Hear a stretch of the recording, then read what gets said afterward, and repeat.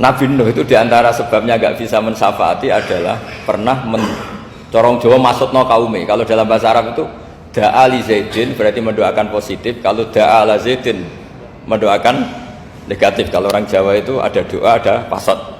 Nabi Nuh adalah orang yang pernah maksudkan kaumnya. Nah, saya cerita sedikit tentang Nabi Nuh dan Nabi Ibrahim. Nabi Ibrahim dianggap tadi cerminannya Abu Bakar, dianggap niru Ibrahim, cerminannya Umar dianggap niru Nabi siapa? Nabi Nuh. Lalu kalau sampean tanya, bedanya gimana? Begini logikanya. Andai kan kita mengkaji secara akademik begini. Ada ulama besar namanya Abdul Hasan Asyadzili, itu masyhur di Indonesia menjadi Thariqah Asyadziliyah. Terus ada seorang muridnya minta gini, ya Abdul Hasan Asyadzili, tolong saya dikasih ijazah supaya saya tidak pernah maksiat di bumi ini. Karena saya takut sama Allah, kalau saya maksiat itu merasa tidak nyaman dengan Allah. Abdul Hasan Asyadzili ini malah marah besar. Atuhibbu alla tadhhara maghfiratu. Kalau kamu tidak pernah maksiat, berarti kamu suka maghfirahnya Allah Ta'ala itu tidak kelihatan, karena tidak ada yang maksiat. Tapi bukan dukung kamu yang tidak ada, ini cerita ilmiah. Tapi kalau Said Abdul Al-Haddad itu kebalikannya. Ada orang fasik gitu, hidup berkeliaran, mengganggu masyarakat, ganggu ketertiban agama. Ada kiai atau siapa gitu mendoakan supaya tobat atau dikasih panjang umur supaya nanti bisa tobat. Itu beliau Said Abdul Al-Haddad marah besar. Man da'a li fasikin bil baqa faqad ahabba ayu sawahu fi ardi. Orang yang mendoakan orang fasik hidup berarti dia suka Allah dimaksiati di buminya. Jadi akhirnya jadi kutub besar, yang satu Syadziliyah, yang satu Haddadiyah. Kenapa ya? Karena tadi yang satu cerminan Nabi Isa, yang satu cerminan Nabi Yahya.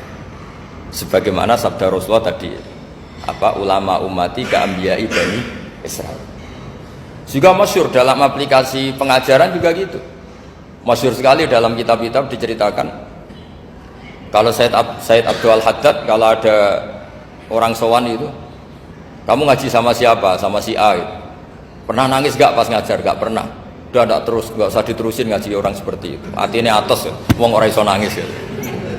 Tapi kalau Abdul Hasan Asyadzili kebalikan. Kamu ngaji sama siapa? Sama si A. Pernah tertawa enggak kalau ngaji? Enggak pernah. Udah, enggak usah ngaji sama orang itu. Orang enggak bisa syukur. Jadi itu manhaj besar. Nah, akhirnya orang-orang kayak kita ini enggak jelas semua. Nangis ya bisa, syukur, guyu ya bisa.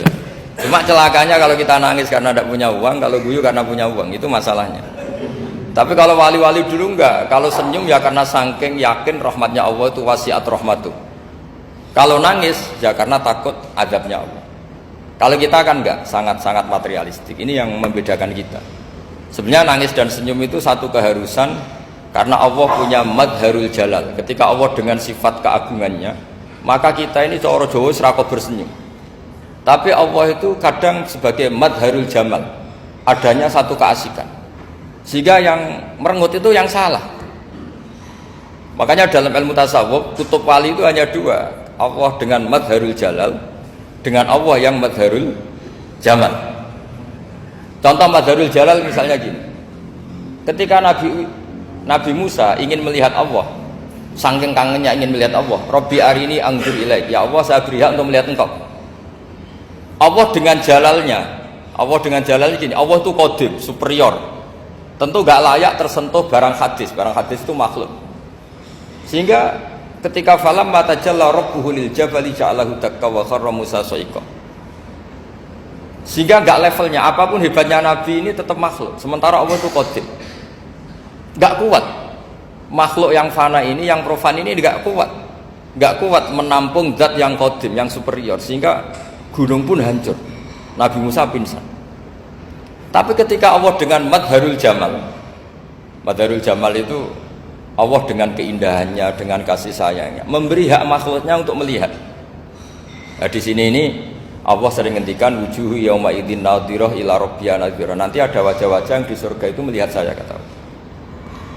Tapi apakah betul melihat kayak saya melihat dosen, melihat Pak Rektor, melihat teman-teman? Itu tidak bisa.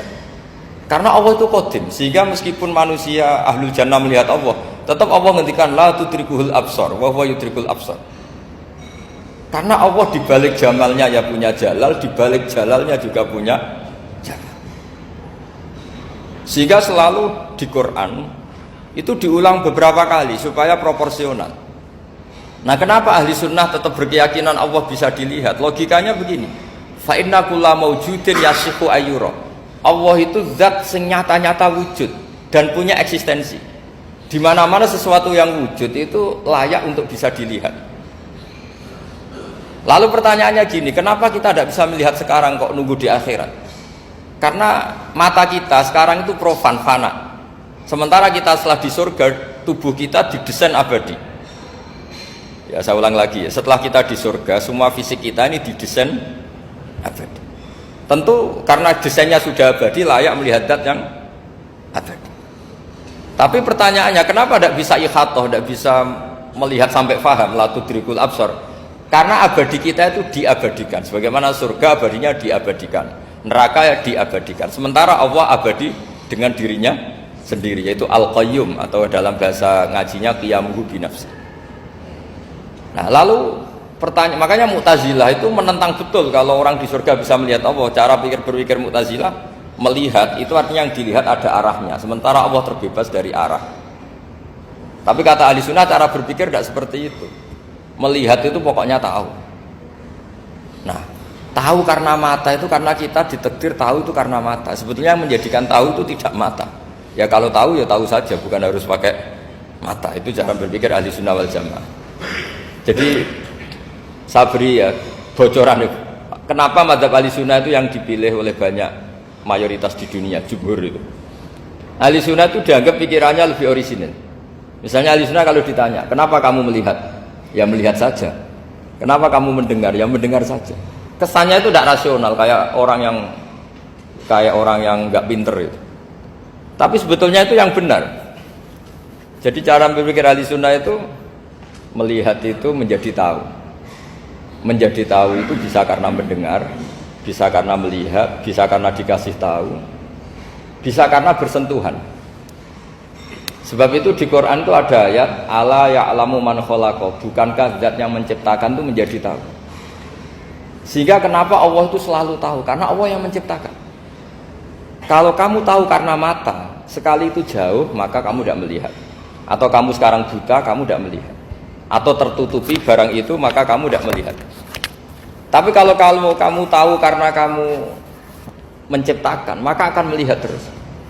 Misalnya saya ini tukang batu. Saya ingat betul ketika saya bangun Monas, itu pulpen saya tak tanam di dalam Monas. Saya ingat betul kalau pulpen saya warnanya putih, tak tanam di Monas 2 meter dari pondasi. Setelah saya pulang ke Jogja ditanya, di dalam Monas ada apa? Ada pulpen. Posisinya 2 meter dari pondasi. Kenapa saya tahu? Karena saya yang menciptakan. Nah, karena menciptakan ini sehingga tahu saya akan terus menerus. Tapi kalau tahu karena mata, sekali barang itu tertutupi, nggak tahu. Misalnya saya tahu jenengan karena dekat sekali jenengan kemana-mana, saya sudah tidak tahu. Tapi kalau saya menaruh sesuatu di tubuh Anda, sehingga kamu kemana-mana saya tetap tahu bahwa barang itu ada di tubuh Anda. Nanti kalau ada yang protes, tapi bisa saja Gus barang itu dicuri orang kemudian Anda tidak tahu.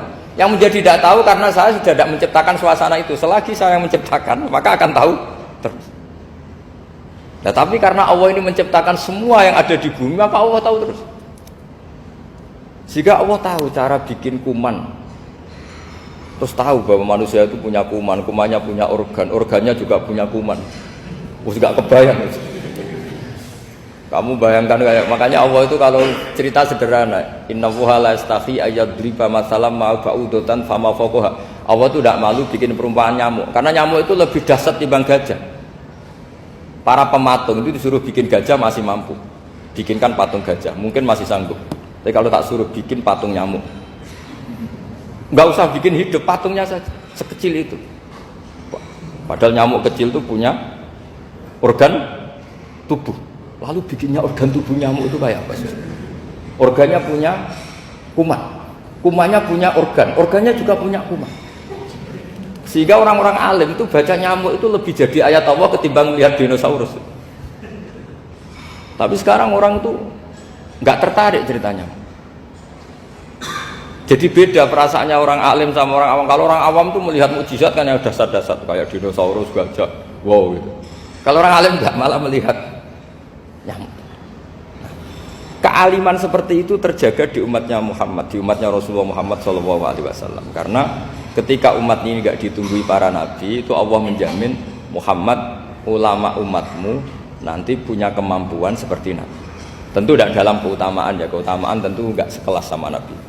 Kenapa itu terjadi? Karena tadi